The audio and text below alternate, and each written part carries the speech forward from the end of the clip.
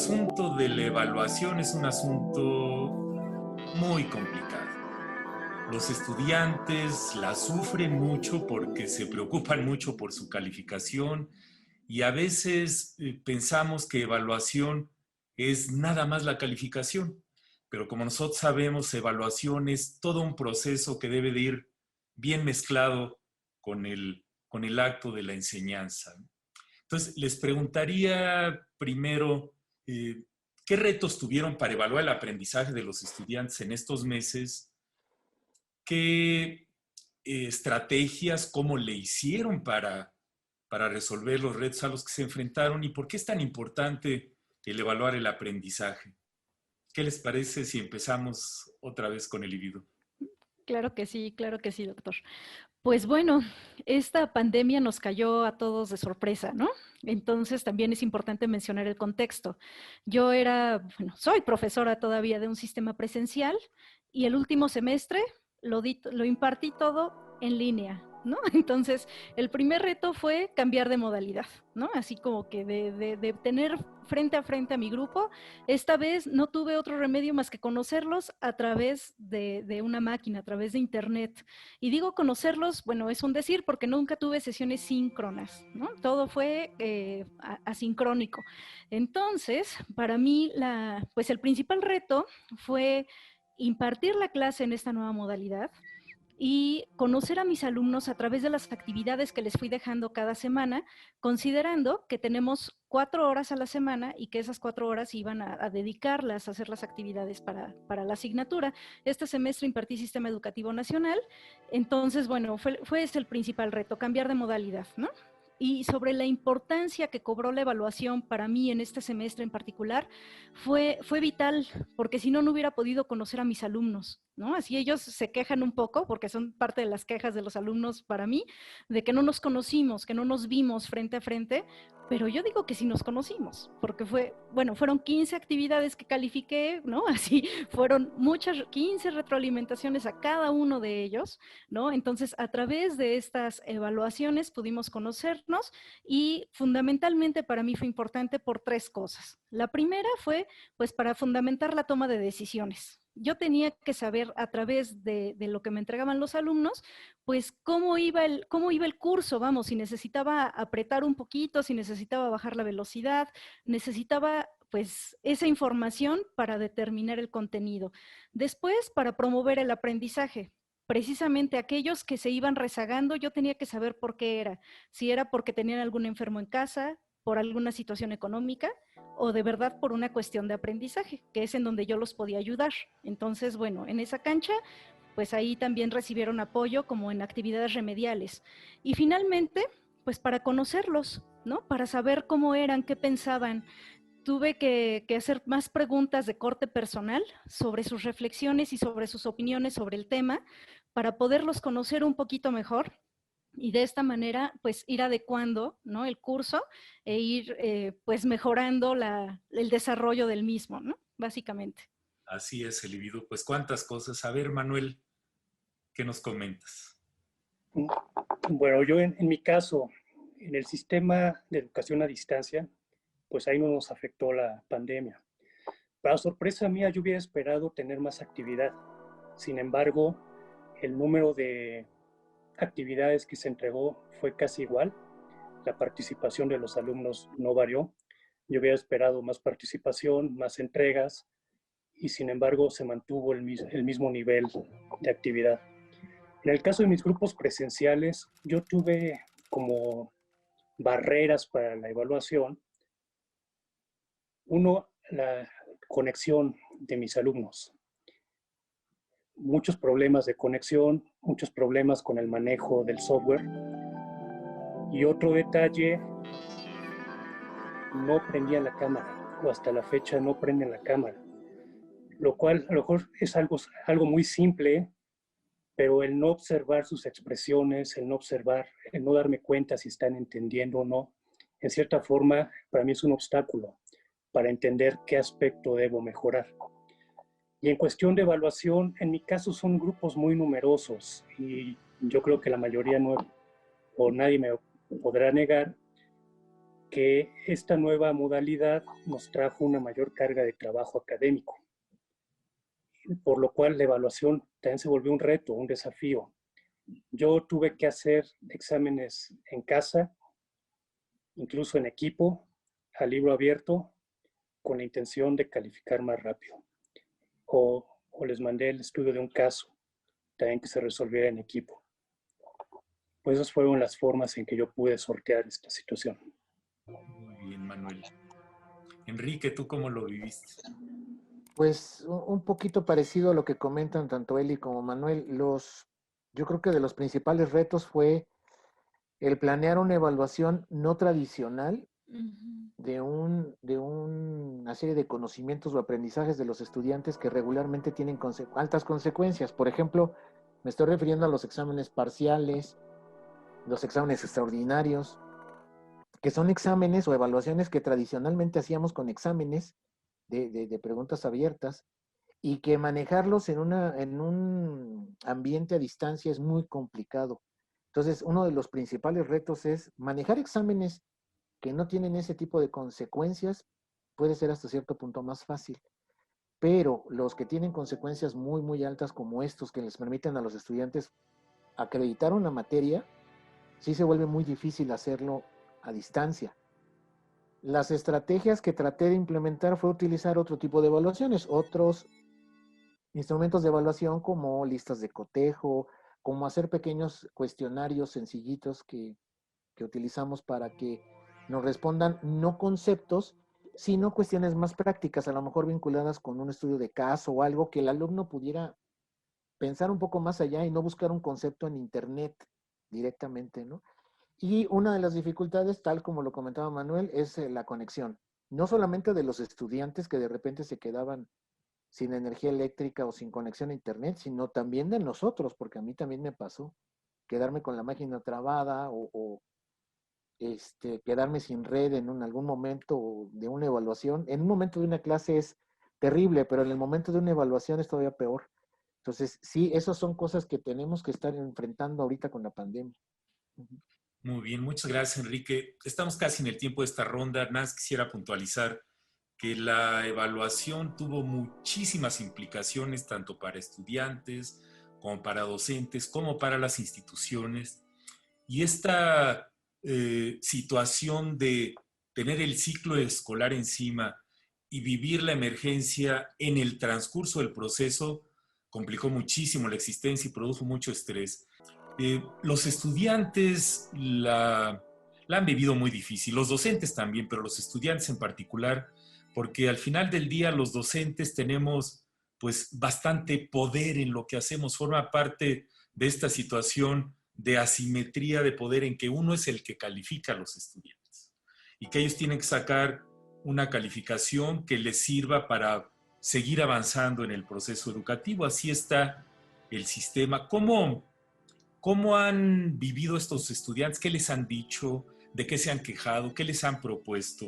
Y algunos de ellos o a muchos de ellos les han hecho exámenes en casa. ¿Qué opinan de esto de hacerles exámenes en casa? Enrique, comenzamos por ti. Pues conmigo se han quejado, se llegaron a quejar los estudiantes, pero no de los exámenes ni de las clases.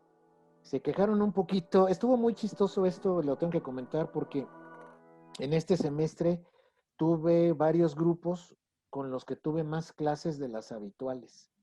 Se llegaron a dar, hubo una ocasión en que tuve que salir de viaje por una cuestión de trabajo y no les pude dar clase un martes en la tarde y los alumnos me propusieron que tuviéramos una sesión sincrónica vía Zoom en domingo y la tuvimos.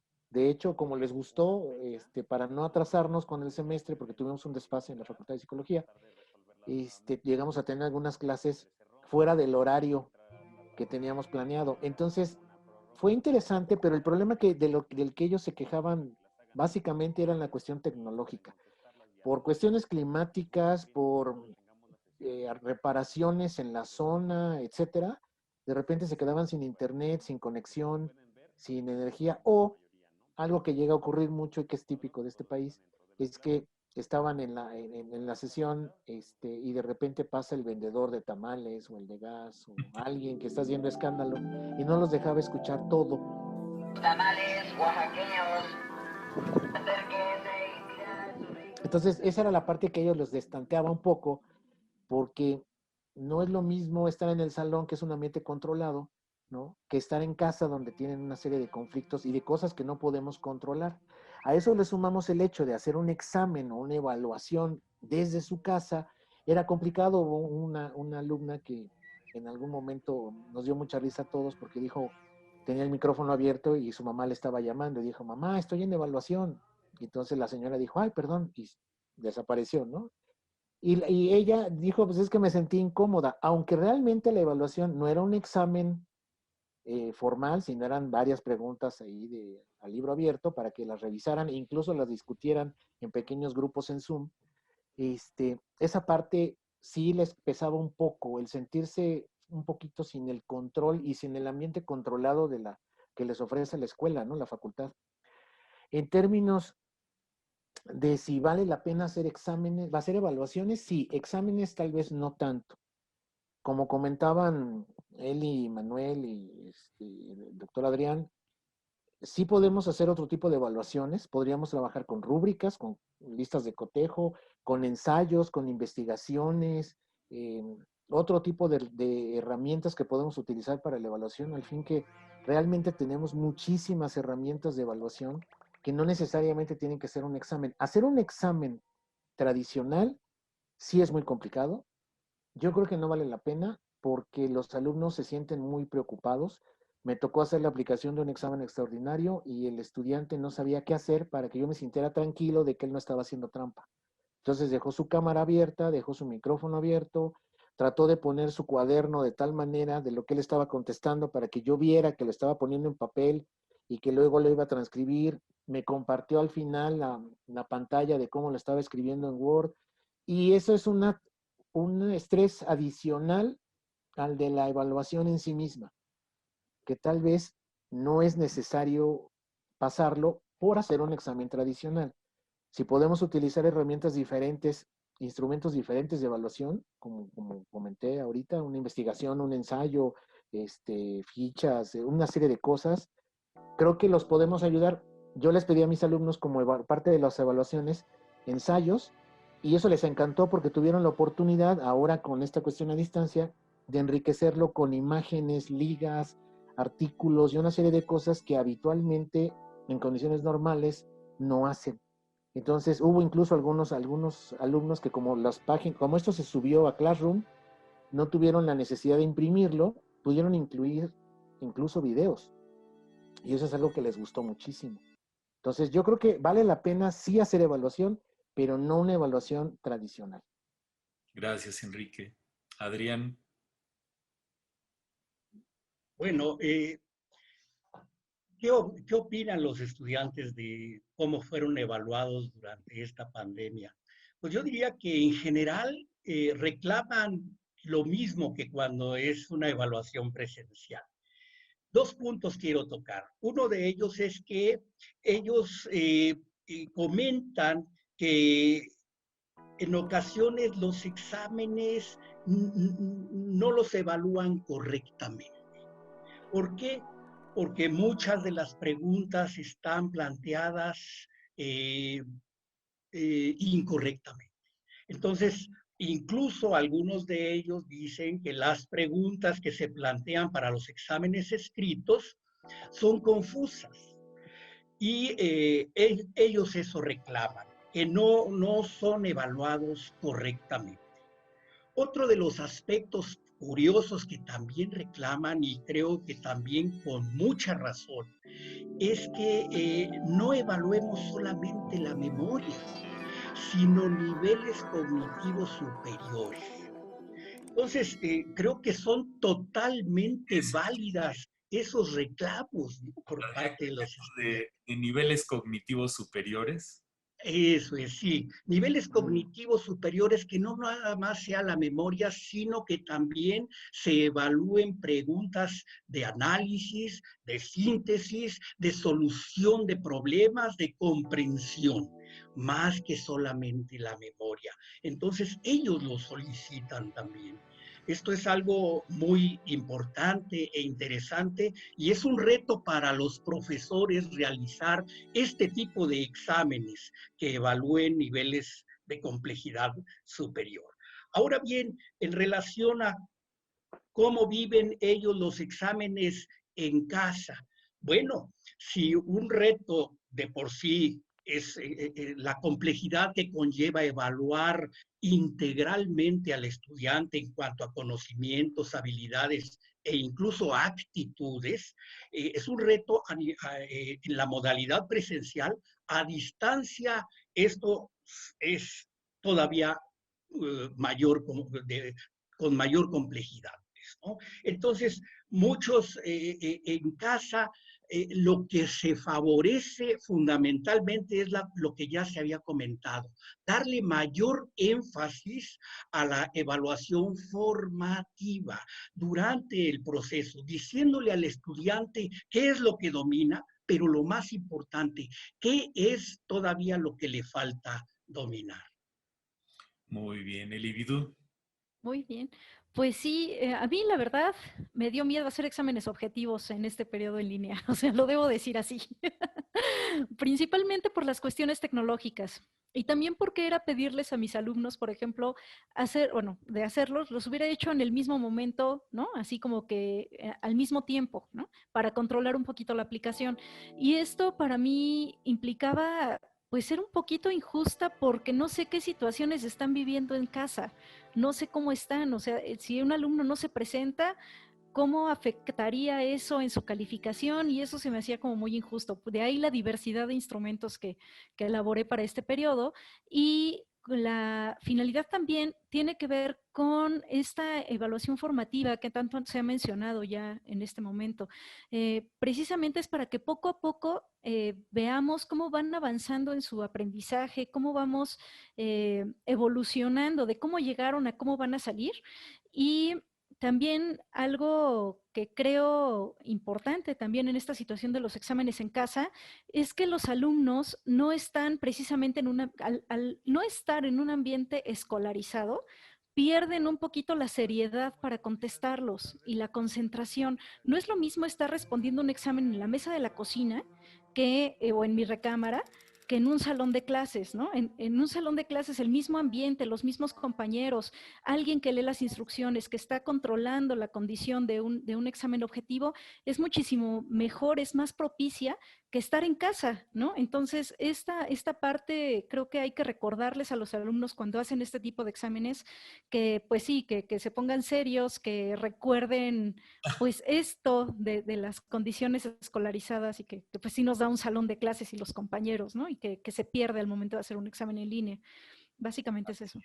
Sí, pues en todas las instituciones se nos dijo que fuéramos muy sensibles, muy tolerantes con los estudiantes y sinceramente no es para menos. Yo creo que si una de las cosas que ojalá se queden después de todo lo que estamos viviendo en la pandemia es que seamos, como deberíamos de haberlo sido antes, muy sensibles a las necesidades de los estudiantes, porque en términos de la evaluación esto es importantísimo. Y los exámenes así que cuentan mucho y que son muy fuertes, que son de esto que llamamos sumativos para verificar, para documentar, los estudiantes lo viven con mucho estrés. Y si le suman eso el estrés que están viviendo y que estamos viviendo todos durante la pandemia, le añade un factor que le pega pues a la justicia de la evaluación, ¿no? Y la realimentación, que es algo que cuesta mucho trabajo hacer, tanto en presencial como en la educación a distancia, debe ser algo a lo que le dediquemos mucho, mucho tiempo, ¿no? Para que no sea la evaluación esta basada en la desconfianza de los exámenes, de que no copien.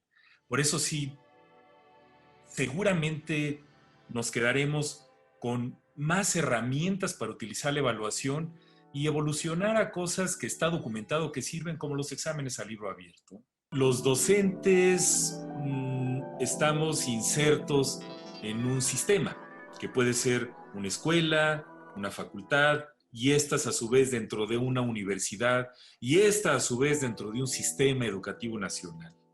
Y además existen varios niveles de gobierno y instancias que influyen en todo el proceso.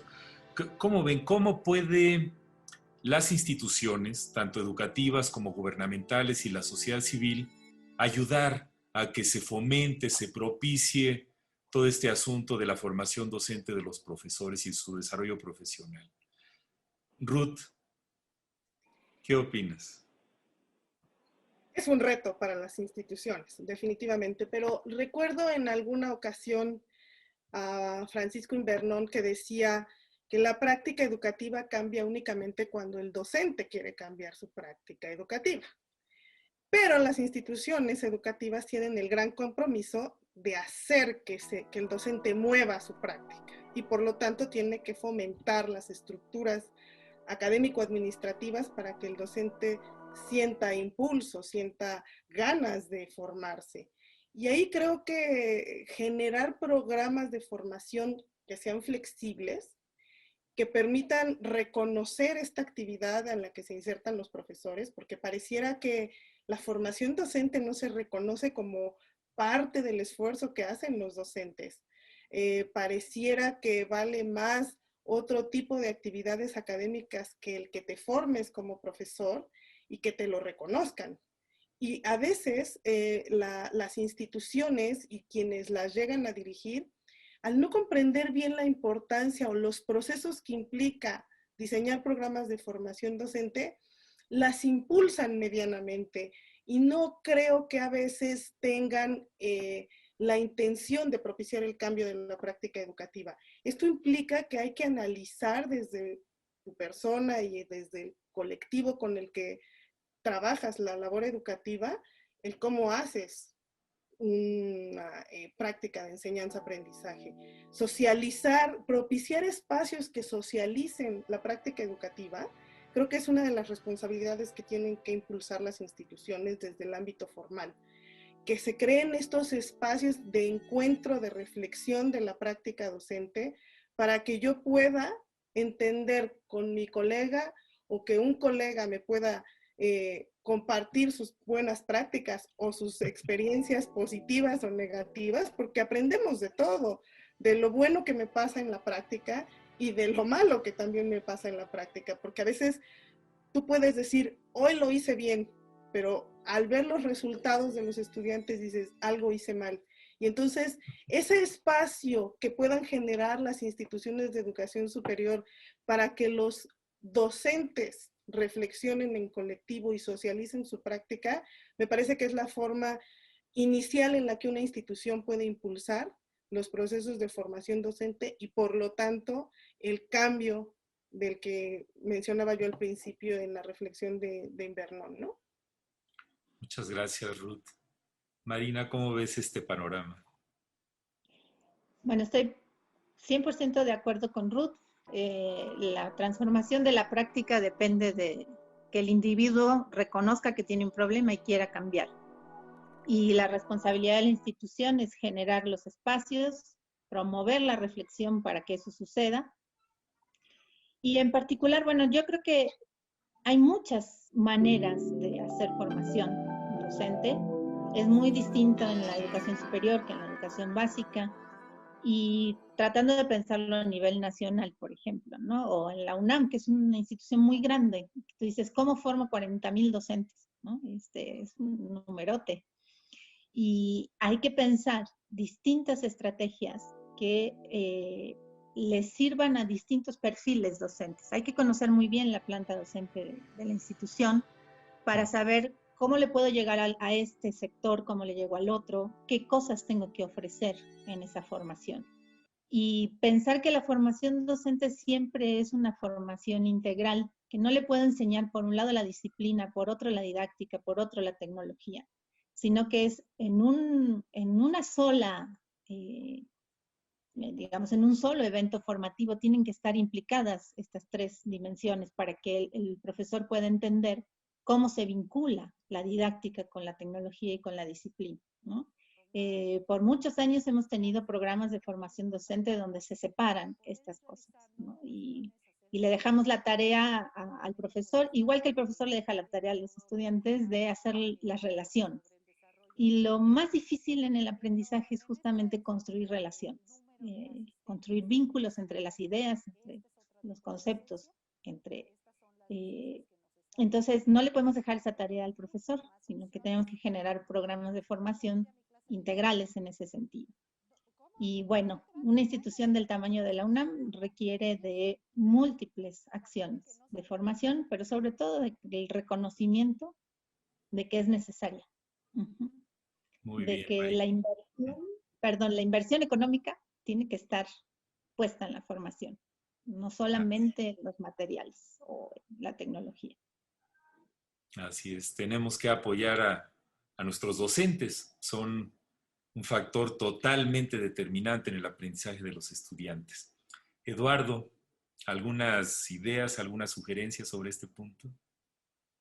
Pues me tocaría solamente decir, estoy de acuerdo totalmente con lo que acaban de decir mis dos compañeros, porque lo han dicho casi todo, ¿no? Esta parte de la formación docente me parece que es bien importante. Estas dos como áreas o dos esferas que existen. La parte institucional que está encargada de dotar de los recursos humanos y no humanos, es decir, como lo ha hecho CUAIET o como lo ha hecho la DGTIC, ¿no? Dotar a los docentes, a nosotros como docentes, de bastantes cursos de actualización, pero de calidad. Y por otra parte, está en nosotros como docentes tomarlos convencidos de que no solamente voy a tomar el curso, diría Paulo Freire, vas al curso porque debes o porque quieres. Y me parece que eso tiene que ver con una convicción del docente en que tengo áreas de oportunidad y necesito mejorarlas. Los alumnos me están demandando algo. El contexto me lo está demandando. Y entonces yo, como en este ejercicio tan noble y tan bello, pero tan demandante que es la docencia, me debo de actualizar. Y en este sentido, tanto institución como docentes debemos estar en la misma línea, estarnos retroalimentando. Y algo muy interesante que ha pasado en la UNAM es que los gestores, los creadores de políticas educativas están también en el aula y conocen las necesidades que estamos teniendo los docentes de a pie, digamos, ¿no? Y desde allí, desde estos docentes de a pie, se están construyendo las políticas de formación docente y esto es un baluarte, ¿no? Y por eso la UNAM es tan grande. Muy bien, Eduardo, muchas gracias. Es todo un reto. Llamémosle sistemas o cadenas de incentivos y recompensas de cada organización. Es muy importante que tomen este momento de crisis para reflexionar sobre cómo avanzar, ir dando golpes de timón para que la docencia, la buena docencia, por no usar la palabra calidad, la docencia que no nada más les guste a los estudiantes y que satisfaga al docente desde el punto de vista de sentirse bien con lo que hace, requiere infraestructura y sobre todo la cuestión del uso de las tecnologías y de la educación a distancia es muy difícil hacerlo sin infraestructura. Cuando estudié medicina, muchas veces nos decían los profesores en la clase, ¿y cómo le harías para atender a un paciente que tiene una puñalada en el tórax y estás en una isla desierta? Entonces lo ponen a uno contra la pared y dice, pues uno hace lo que se puede con lo que se tiene, en donde se está, y esta visión de improvisar o de hacer lo que se pueda con lo que se tiene, lleva a esta adaptación, a este acostumbramiento crónico a vivir con limitaciones. Cada vez que hacemos un diagnóstico de lo que sea en el planeta, siempre diagnosticamos que las cosas están mal. Si hablamos del peso de las personas, si hablamos del manejo de la pandemia, si hablamos del aprendizaje de los estudiantes en un montón de países del mundo, siempre nuestros diagnósticos nos dicen situaciones muy, muy fuertes que no hemos podido resolver. Yo creo que la formación docente lleva muchas décadas de hablarse mucho de ella. Es importante ponerla en el centro de los programas de trabajo de las instituciones de cualquier tipo, que los 3 niveles de gobierno también la tengan en el radar y que se le dediquen recursos a la misma, recursos humanos, financieros y tecnológicos para poder avanzar en esto, ¿no? Y el hecho es que también los estudiantes, pues los estudiantes también nos ven y los estudiantes van formando su propia idea de qué es un buen maestro y han sido muy fuertes críticos de algunas de las cosas que hemos hecho en estos últimos meses.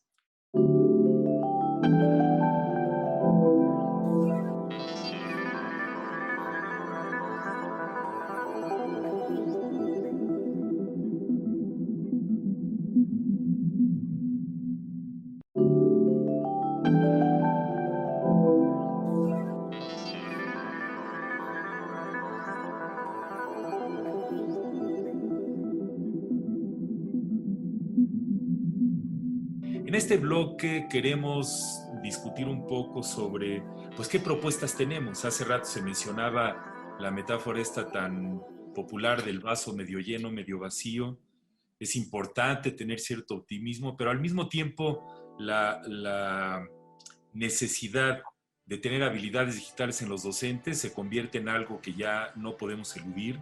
Y así como todos nos actualizamos en nuestras disciplinas y áreas del conocimiento, la educación también avanza y también tenemos que actualizarnos en ella.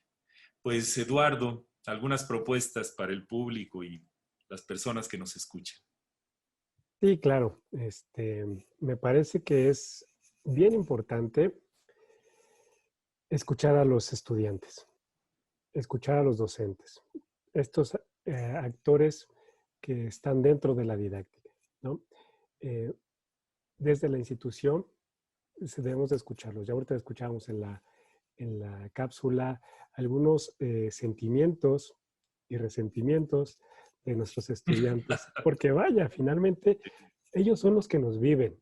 Y yo puedo decir, soy el mejor docente del mundo, pero ellos realmente son los que nos viven. Y ellos, si no hay docencia, otra vez regreso a Freire, no hay docencia sin licencia. Y entonces no podemos estar unos sin los otros, hay que escucharlos. Me parece que una buena propuesta podría ser el trabajar menos desde la enseñanza y más desde el aprendizaje. Muchos países de avanzada que tuvieron que esta pandemia fue global, evidentemente, pero unos les pesó menos que a otros. ¿Qué quiero decir con esto? Que sus modelos educativos, sus modelos didácticos estaban referenciados más hacia el aprendizaje que hacia la enseñanza. Me parece que debemos ir haciendo un poco menos las clases catedráticas, las conferencias de 2 horas a través de Zoom por metodologías mucho más activas como el aula invertida, como gamificación, como trabajo mucho más activo, me parece, en donde los alumnos tomen la voz, los alumnos hagan, desarrollen, se expresen, trabajen. No podemos seguir siendo estos docentes, me parece, desde mi punto de vista, que nos sentamos, si mi clase es de 4 a 6, de 4 a 6 verlos a través de Zoom y que ellos me vengan y me escuchen. Me parece que lo que tenemos que hacer son nuevas formas de trabajar, idear nuevas formas en esta coyuntura y me parece que esta crisis que sea una posibilidad de hacer las cosas de otra forma. Ahora que regresemos, que ya haya vacunas, que estemos todos vacunados y que el semáforo baje, esté en verde. Conste, te vas a poner la vacuna. Por favor, seguro, claro. Regresemos con otro tipo de mentalidad. No regresemos a hacer lo que veníamos haciendo. Regresemos con un ánimo renovado de hacer las cosas de otra forma, por lo menos en la didáctica. Gracias, Eduardo. Ruth, propuestas. Una propuesta que yo haría es impulsar programas de formación que fomenten el bienestar de los docentes. Es decir, que no solamente demos una formación que le permita mejorar su práctica, que evidentemente lo va a hacer satisfactorio, sino que también lo formemos en otros aspectos como lo socioemocional, lo afectivo, que lo formemos en esta idea de que la educación y la relación que se da entre profesores y alumnos es finalmente afectiva. Los estudiantes ven en nosotros el entusiasmo, las ganas, el compromiso que tenemos para realizar nuestra actividad educativa. Y yo creo que los alumnos, como lo decían en la cápsula, se dan cuenta de lo que hacemos en el aula. Y cuando lo hacemos con pasión, cuando lo hacemos con gusto, cuando lo hacemos socialmente afectivo, me parece que podemos significar más en los estudiantes, podemos impactar más en ellos. Y yo creo que una tendencia, además, es profesionalizar a los docentes, en particular a los docentes universitarios. Nosotros tenemos una formación origen, somos expertos, por decirlo de alguna manera, en una disciplina, en un campo disciplinar, pero elegimos tener otra profesión. Creo que somos afortunados porque tenemos dos profesiones y una de ellas, además, es socialmente importante y socialmente afectiva. Entonces, si nosotros buscamos formar a los docentes en este bienestar, en estas ganas de ser un mejor docente, con un compromiso profesional, me parece que sí vamos a poder cambiar las prácticas y sobre todo cambiar a las instituciones. Y creo que esa tiene que ser una de las propuestas fundamentales de los programas de formación. El bienestar acompañado de una profesionalización continua y constante. Muy bien, Ruth, muchas gracias. Pues, ¿qué nos dices tú, Marina? Bueno, yo quisiera hacer, pues, a lo mejor un debate con Eduardo. Yo no estoy de acuerdo en que la enseñanza sea una enseñanza que deba, o sea, creo que hay que transformar la concepción de enseñanza. Enseñanza no es transmisión. Y creo que hay que reconstruir la idea de qué es enseñar. Y enseñar es un reto impresionante porque significa hacer que el otro aprenda y salirse de la concepción transmisiva que dije al inicio del programa. Tendríamos que hablar muchísimo más extenso sobre qué significa enseñar. Y creo que sí coincido con Eduardo y también con Ruth en que, sobre todo en lo que dijo Eduardo al final de volvamos, pero no para hacer lo mismo, ¿no? Y volvamos capitalizando esta experiencia en todos sentidos, no solamente en el ámbito de la docencia, sino socialmente hablando. Esta pandemia nos tendría que poner a pensar, ¿no? Como habitantes de este planeta, en que no podemos seguir haciendo lo mismo. Pero ya hablando de la enseñanza y de nuestra profesión, la verdad creo que se ha dado una situación muy interesante donde hay una cosa que quisiera destacar y es que en muchas de nuestras escuelas y facultades se dio la situación de darse cuenta de que hay que colaborar, de que ya no se puede seguir haciendo esto solos, ¿no? El hecho de que yo cierro la puerta de mi salón de clases y doy mi clase como yo quiera, en esta situación se volvió más difícil y hubo espontáneamente muchas situaciones de colaboración. Y creo que eso es algo que tendremos que capitalizar como institución en el promover que la docencia también sea colaborativa y que promovamos el trabajo colegiado. Yo creo que eso le falta mucho a esta universidad, en promover que la docencia sea objeto de reflexión en cuerpos colegiados donde se discuta cómo se enseña. Y que esto haya pasado espontáneamente quiere decir que existe la posibilidad, se está abriendo esa posibilidad, y mi propuesta es entrar por ahí, por la construcción de espacios colegiados de discusión y de construcción de las estrategias para enseñar, generando acuerdos. Yo no estoy en contra de la libertad de cátedra para nada, pero sí creo que tiene que haber acuerdos, ¿no? Entre un cuerpo docente, de decir, ¿qué queremos? No que cada quien da su clase, ¿no? Entonces yo doy mi clase en la carrera de pedagogía, pero no tengo ni idea de lo que dan los demás, o sea, todos tendríamos que estar colegiadamente trabajando para la formación de los estudiantes, y me parece que es una oportunidad. Yo sí lo veo como una gran oportunidad. Otra gran oportunidad es que ni modo, ya tuvieron que aprender a usar tecnología, ya no quedó de si quiero o no quiero, ¿no? Entonces, pues bueno, aprovechando esa oportunidad hay que agarrar como la inercia, ¿no? De que fue a fuerza, y entonces continuar con un trabajo ya más reflexivo, más pedagógico, si quieres. Pero creo que sí existen muy buenas oportunidades de trabajo de aquí en adelante. Muy bien, pues caray, cuántas ideas tan importantes que tenemos que promover.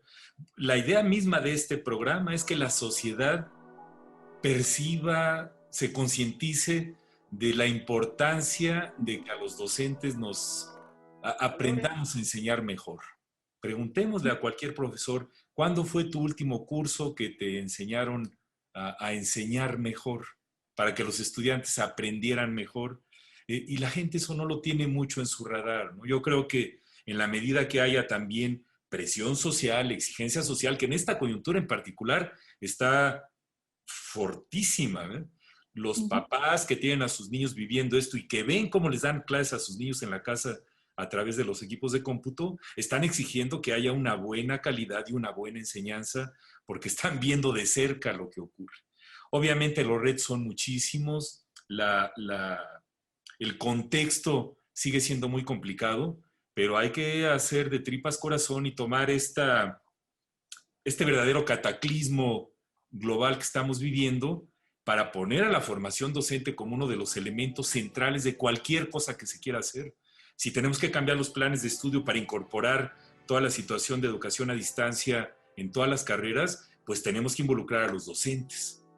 Como dicen por ahí, nada sobre mí sin mí, necesitamos escucharlos, necesitamos preguntarles también, porque se dice fácil escucharlos, y necesitamos hacer más investigación sobre el tema en nuestro país para poder seguir avanzando en este tema. El título del programa es Los MOOC me han seducido, confesiones de estudiantes y maestros. En esta primera ronda quisiera soltar de principio unos números. Los cursos masivos abiertos en línea hasta el año pasado tenían más de 110 millones de estudiantes en el mundo, en más de 900 universidades, más de 13.500 cursos y muchas de esto que se llaman microcredenciales, inclusive maestrías a distancia. Y este año, con la pandemia, su uso escaló de una manera impresionante a partir del mes de marzo. Entonces, pues la primera pregunta para ustedes, Lupita, pues ¿cómo te sedujo esto de los MOOC? ¿Cómo se conocieron? ¿Cómo comenzó la relación? ¿Dónde fue la primera cita? En mi caso fue un flechazo total desde el primer momento. Resulta que los descubrí a través del doctor Keith Devlin de la Universidad de Stanford con un curso que se llamó Pensamiento Matemático. Me encantaba el tema y me encantó el formato. A pesar de que en esos primeros MOOC creo que fue en 2012, se violaban todas las cosas que ahora se dicen que debe hacerse en un MOOC. Por ejemplo, sus lecciones eran de 40 y tantos minutos cada video. Y ahí estábamos todos dándole durísimo todo ese tiempo en temas de matemáticas. Pero me encantó, me pareció que era una opción que daba la posibilidad de que el estudiante avanzara efectivamente a su ritmo, de la manera más flexible del mundo, a la hora que uno quisiera. De repente yo me conectaba en la tarde, pero de repente me conectaba a medianoche porque era cuando podía.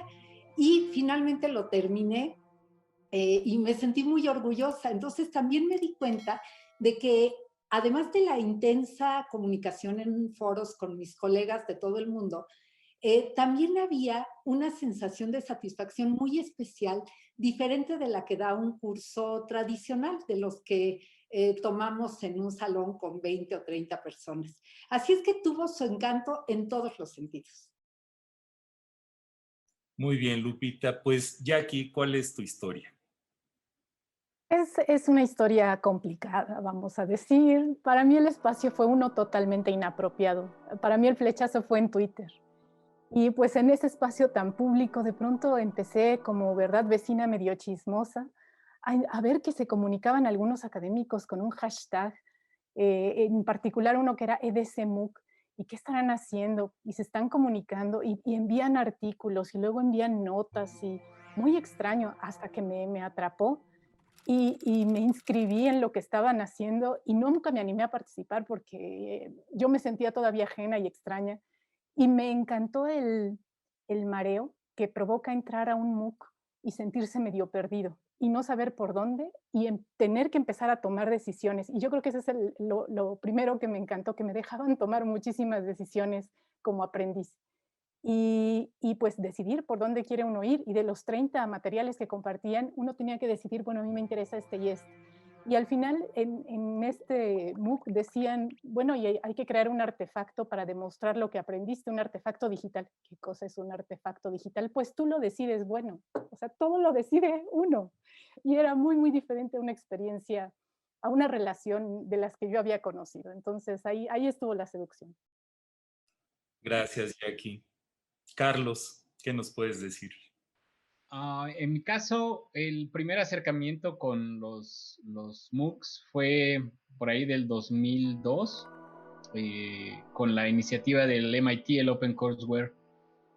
A mí me parecía maravillosa y como ya mencionó la doctora Vadillo, uno de los problemas con los cuales me enfrenté cuando empecé a tomar algunos cursos ahí fue que pues la longitud del tiempo de cada clase o de cada video eran muy largos, ¿no? Pero a partir de ese momento a mí me pareció que ese era el futuro, ¿no? Por ahí tenía que ir, o de alguna manera nos tendrá que acompañar, pensé yo, ¿no? En nuestra formación y en la formación de todas las generaciones que iban a venir. Y creo que prácticamente se ha hecho una realidad, ¿no? Sí, ya ven que inclusive a los MOOC en el año 2012, el periódico New York Times inclusive lo declaró el año del MOOC.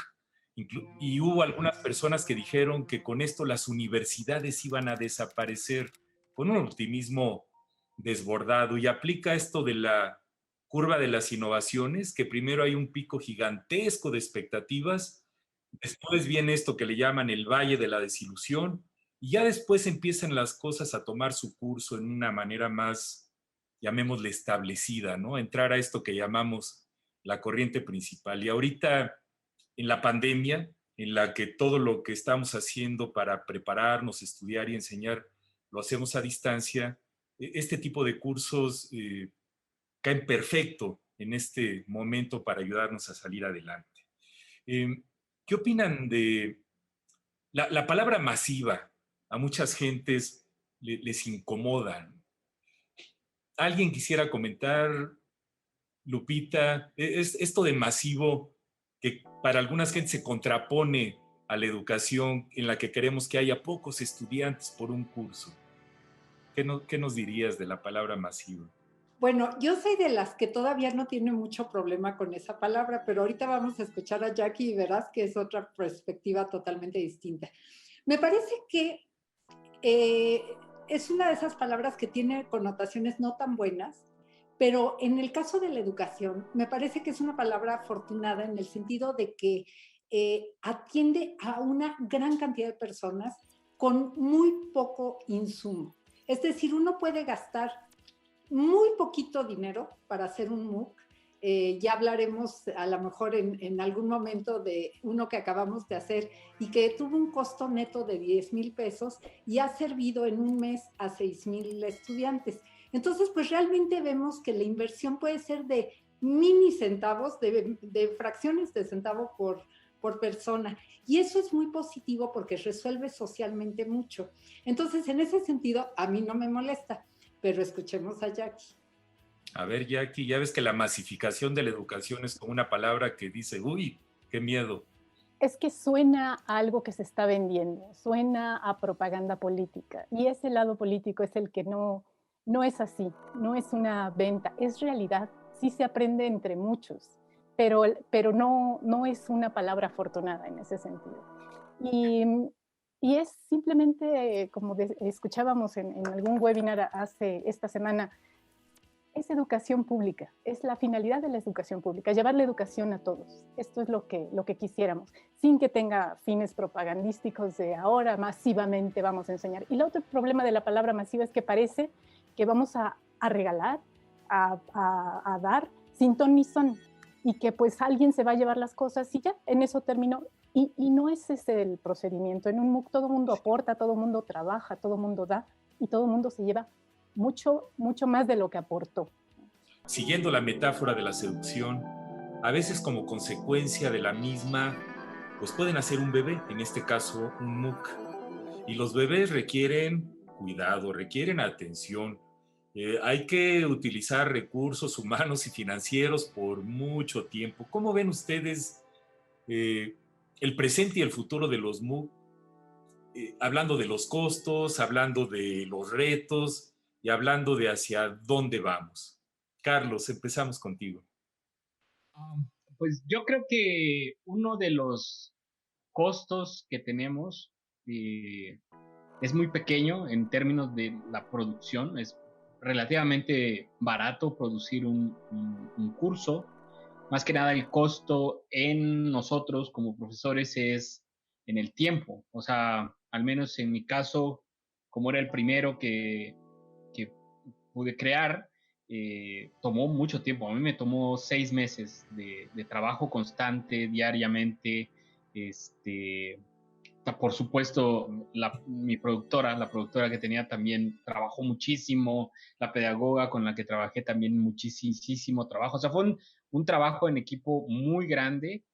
Incluso yo tenía estudiantes de servicio social trabajando conmigo para crear también todos los ejercicios de mi curso, que por cierto es un curso de programación. Entonces, la dinámica es muy particular en los cursos de programación porque además tienes que calificar tareas de manera automática, ¿no? Entonces, tienes que echar mano de herramientas que te puedan ayudar a hacer todo ese trabajo, que no es trivial, ¿no? Y de hecho, todavía en este momento se siguen desarrollando herramientas de ese tipo. Entonces, bueno, el costo en el tiempo y trabajo para el profesor es grande. Me parece que una vez que pasas otra vez la curva de aprendizaje para poder crearlos, que es bastante empinada, pues, una vez que pase esa curva es relativamente fácil, ¿no? Ya quedas en un plató, ya estás mucho más acostumbrado a hacer ese trabajo, entonces las ideas empiezan a fluir más rápido, y el método de trabajo igual, ¿no? Entonces a mí me parece que una vez que pasas eso, ya vas sobre planito, casi. Todo la vida. Sí. Así Además, yo creo también que la universidad va a tener que, más bien se está dando cuenta, ¿no? La pandemia abrió muchas cosas que hay en la universidad, y una de ellas a mí me parece es que la apertura y el uso extenso de los MOOCs ya se están afianzando, ¿no? Eso es importante. ¿Por qué? Porque justo como ya habíamos dicho antes, el hecho de que estos sean masivos, democratiza la educación, permite que llegue esta educación al mayor número de personas en todo el país, y ni siquiera tienen que pasar un examen de admisión, por ejemplo, que ese es un filtro que es necesario, en mi opinión, es un filtro necesario porque no hay, en las aulas de nuestra universidad no hay las suficientes para todas las personas que quieren y todas las que se han ido quedando con el paso de los años. Entonces, esta es una gran oportunidad para todas estas personas que, bueno, tal vez no quieran tener un título, ¿no? Pero sí quieren aprender un tema en particular que les puede servir para su desarrollo personal, para su desarrollo profesional. A mí me parece que eso es maravilloso. O sea, la democratización de la educación, ya no solo como un esfuerzo de la propia universidad, sino como un fenómeno que está ocurriendo alrededor del mundo. Muy bien, Carlos. Sí, pues, ¿cómo ves, Lupita? El MOOC trae la torta bajo el brazo.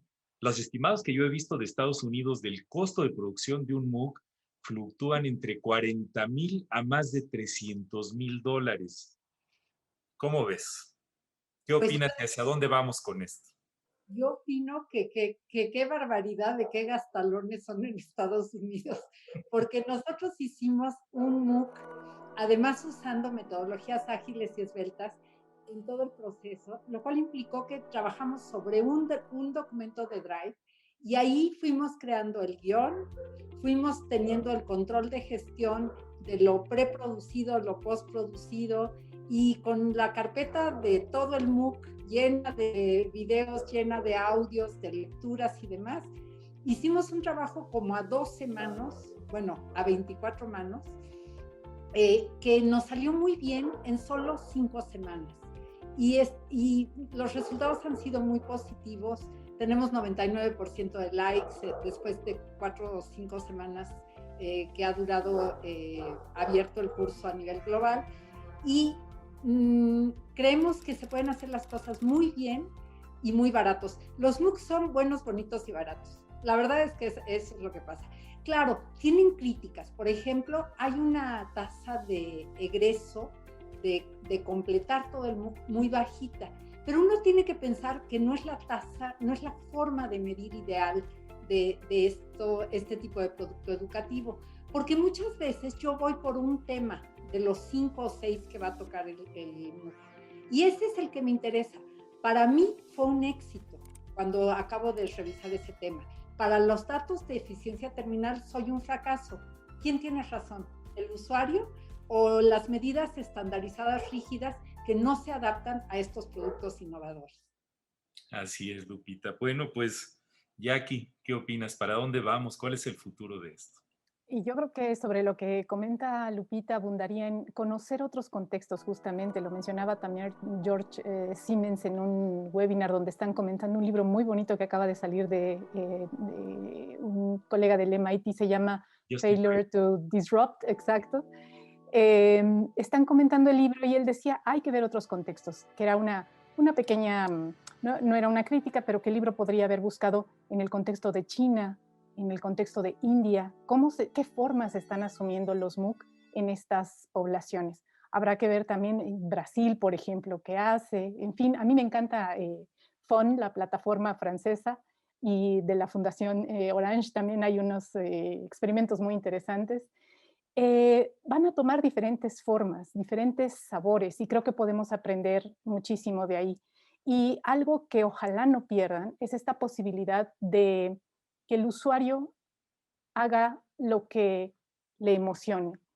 Si se inscribe en un MOOC porque el título le llamó la atención y solo vio un video, qué bueno, algo aprendió, ¿no? No es un curso para, como yo los veo, para ir a terminarlo, sino para ir a aprender. En el caso de, por ejemplo, de Lupita, en mi caso, estamos aprendiendo mucho cómo se hacen los MOOC. Pues queremos ver muchos y cada vez que un título nos atrae, pues vamos y le picamos y observamos técnicas, observamos pedagogías.